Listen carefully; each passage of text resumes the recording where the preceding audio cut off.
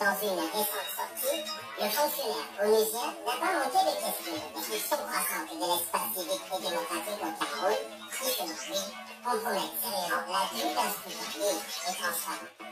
Cette position se traduirait par les multiples interdictions de rassemblement, les arrestations arbitraires des partisans de l'opposition ou encore les intimidations des candidats des partis politiques opposés au régime en place depuis plus de 40 ans.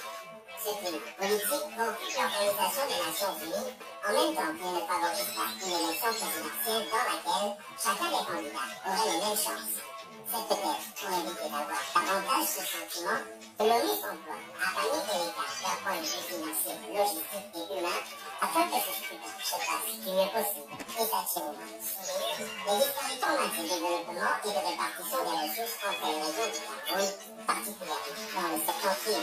Il indique enfin qu'avec des Kivil, en tant que fils de Grand Nord de figure politique influente, apporte les mesures pour les actuelles campagnes électorales. Pourquoi ne s'est-il jamais indigné publiquement de cette disparité du temps où il était le défenseur numéro 1 du régime en place de Paul Biya? Pourquoi ce n'est que depuis son départ du gouvernement et sa rupture avec le système gouvernant qu'il dénonce subitement tout ce qui ne va pas dans ce pays?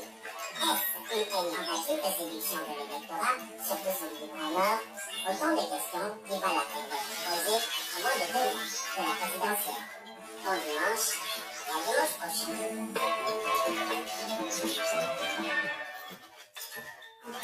cher Dani pour cet édito. Eh bien, le haut commissaire des Nations Unies aux droits humains rencontre fait une déclaration plus ou moins controversée début septembre, dans le début de ce mois.